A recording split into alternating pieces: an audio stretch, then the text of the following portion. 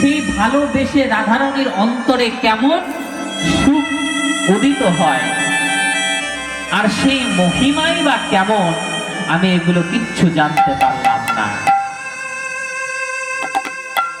রাধারানী কৃষ্ণকে দেখে কি সুখ পায়, কৃষ্ণকে ভালোবেসে কি সুখ পায়, সেটা কৃষ্ণ কিন্তু বোঝে না।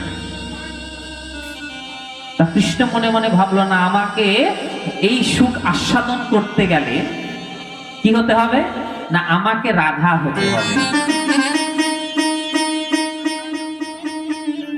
রাধার মনে কি সুখ সেটা আমি যদি জানতে চাই, তাহলে আমাকে রাধা হতে হবে। এবার আমি যদি রাধা হই, তাহলে কৃষ্ণ কোথায় পাবো? তাহলে আমাকে আবার কৃষ্ণও হতে হবে। তাহলে নদিয়া লীলায় কৃষ্ণও হতে হবে, আবার রাধাও হতে হবে।